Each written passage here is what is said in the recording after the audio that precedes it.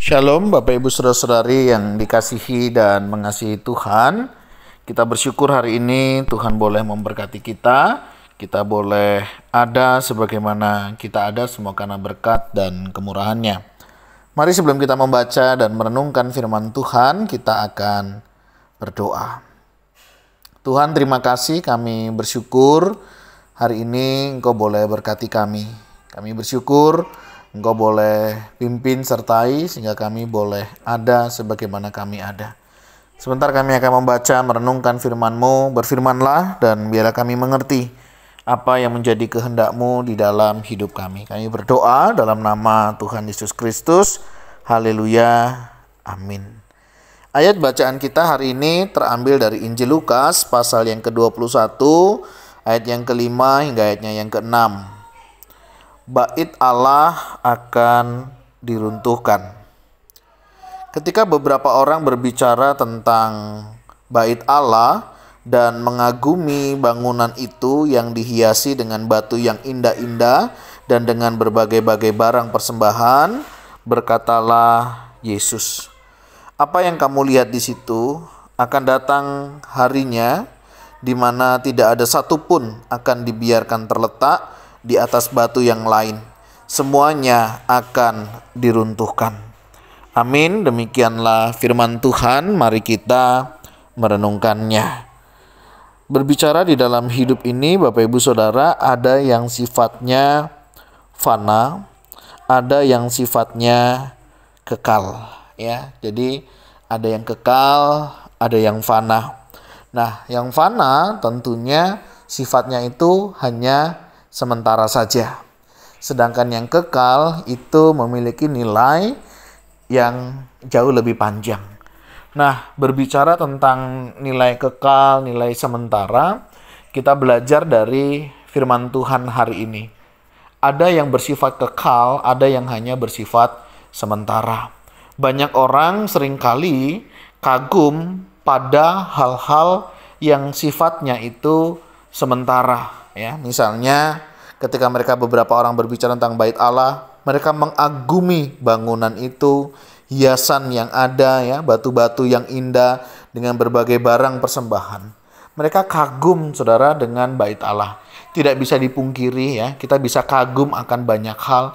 Kita bisa kagum akan kepemilikan milik orang lain, kita bisa kagum akan jabatan orang, kita juga bisa kagum akan harta milik orang lain, kita juga bisa kagum akan bangunan, kesuksesan, karir orang lain.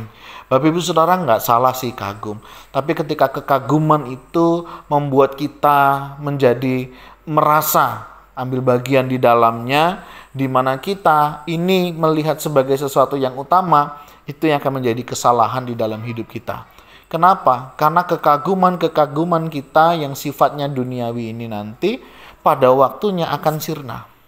Tidak ada yang kekal, ya. Mau harta seberapa banyak pun kita punya, pada waktunya habis akan habis. Begitu, ya. Ketika kita hanya menaruh harapan kita pada harta milik kita akan menjadi orang yang kecewa. Kenapa? Karena suatu saat bisa saja itu tidak lagi menjadi bagian di dalam hidup kita.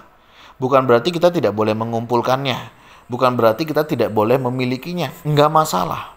Yang menjadi masalah adalah ketika kita jauh lebih mengagumi hal-hal yang sifatnya fana ini dibanding pada hal-hal yang sifatnya kekal. Contoh sederhana. Dalam kehidupan kita sehari-hari, mana yang lebih kita utamakan? Yang memiliki sifat kekal atau sementara? Ya, bukan berarti kita membedakan antara jasmani dan rohani, ya. Tetapi memang kita perlu memikirkan ulang apakah yang hari ini kita kerjakan ini berdampak kekal, memiliki nilai kekal. Ya, contoh misalnya dalam karir atau pekerjaan. Banyak orang begitu rupa, ya, memikirkan sedemikian rupa masalah pekerjaan dan karir. Sekali lagi, tidak masalah sih Bapak Ibu Saudara, ya. Tetapi ketika itu yang menjadi tujuan utama dalam hidup kita sudah ada dalam sebuah kesalahan. Karir yang Tuhan percayakan, jabatan, pekerjaan yang Tuhan berikan, itu hanyalah sebuah sarana untuk kita mengerjakan pekerjaan yang kekal. Ya, jadi itu bukan yang utama dalam hidup ini. Kita harus berhati-hati. Banyak orang salah tangkap tentang ini. Ya, mereka bisa sedemikian rupa ya bekerja sampai lupa relasi mereka dengan Tuhan. Sampai mereka lupa tanggung jawab mereka untuk terlibat dalam pekerjaan Tuhan. Padahal yang mereka kerjakan itu sifatnya sementara. Hanya ada di dunia ini saja. Nah, oleh sebab itu mari kita pikirkan nilai-nilai kekal pekerjaan Tuhan yang semestinya kita kerjakan.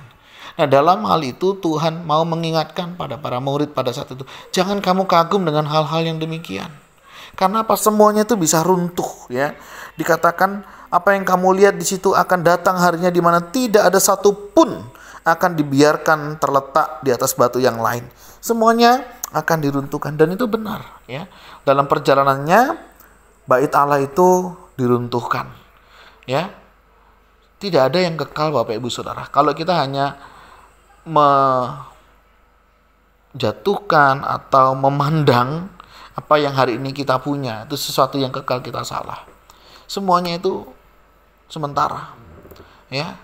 Keluarga, pasangan hidup, harta milik. Pada akhirnya kalau itu sudah waktunya, itu tidak akan bersama dengan kita lagi. Artinya jangan sampai kita menaruh harapan, menaruh kepercayaan pada hal-hal yang demikian. Kalau sebab itu apa yang harus kita lakukan? Mari letakkan pengharapan kita hanya kepada Tuhan. Hanya Tuhanlah yang kekal. Pekerjaan Tuhanlah yang semestinya kita kerjakan, karena itu yang bernilai kekal. Mari dalam kehidupan sehari-hari, hari-hari ini ya, mana lebih banyak kita kerjakan? Mana yang lebih banyak kita usahakan? Ya, jangan sampai kita menyesal hingga suatu hari kita baru sadar, iya ya, ternyata pengajaran saya selama ini sia-sia. Apa yang semestinya saya kejar, apa yang semestinya saya kerjakan, itu malah saya abaikan. Mari Bapak Ibu Saudara, kita renungkan kembali, kita pikirkan kembali, apakah hari ini saya sudah mengerjakan sesuatu yang bernilai kekal. Tuhan, terima kasih, kami bersyukur hari ini. Engkau boleh berkati kami, Engkau boleh mengingatkan kami untuk kami tidak hanya melihat apa yang dipandang oleh mata, tetapi juga apa yang ada di dalam hati. Terima kasih Tuhan, Engkau mengingatkan betapa pentingnya kami mengerjakan, melihat, dan melakukan hal-hal yang bernilai kekal. Melakukan apa yang menjadi kehendak-Mu di dalam kehidupan kami. Tolong kami menggumulinya untuk kami juga bisa melakukan apa yang menjadi tugas tanggung jawab kami ketika Engkau mempercayakan kami untuk hidup di dunia ini. Terima kasih Tuhan untuk kasih setia-Mu. Kami berdoa dan kami mohon hikmat-Mu untuk kami boleh melakukannya dalam kehidupan kami hari lepas hari. Dalam nama Tuhan Yesus Kristus, haleluya. Amin. Bapak Ibu Saudara, demikianlah renungan kita hari ini. Kiranya Tuhan Yesus memberkati kita sekalian. Shalom.